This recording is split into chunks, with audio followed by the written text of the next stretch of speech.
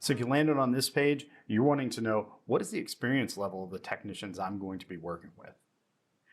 Well, the answer, of course, is it depends. We try to route tickets and incidents to the appropriate resource in all cases.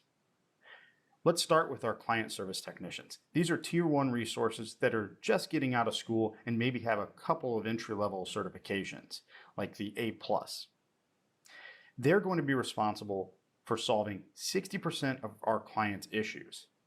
And these are things like resetting and unlocking your user accounts when you can't log into your computer or when you can't log into a website. They're also going to help you with things like adding email onto your phone or joining your phone to the work network Wi-Fi. They're going to help with releasing bad emails that you didn't want to be blocked or allowing websites through the firewall. From there, we move on to our service desk technicians. These are folks that have generally 1 to 3 years of experience, and they also have several certifications and maybe even an intermediate level certification at this point, preparing for their next role. They're going to be solving things that are a little more complex than what our client service technicians are solving. So this would be things like application and workstation performance issues, mail flow issues. They're going to be dealing with the majority of our security incidents that you guys have. Our tier 3s, or our system administrators beyond that, these guys have 3 to 7 years of experience. They have multiple intermediate level certifications, and they also, at this tier, they start to become specialists. To be good at something, you really have to master it. And to do that, you have to kind of focus on it. You can't be these jack of all trades, masters of none that you see at the other tiers. That's appropriate for those tiers, but at this tier, you need to be a specialist. So by this point, you're either focusing on networking or server or cloud infrastructure, and those are the type of issues you're working on. They generally take escalations from our tier 1s and tier 2s, and they don't generally interact with our clients as much as the other two teams do.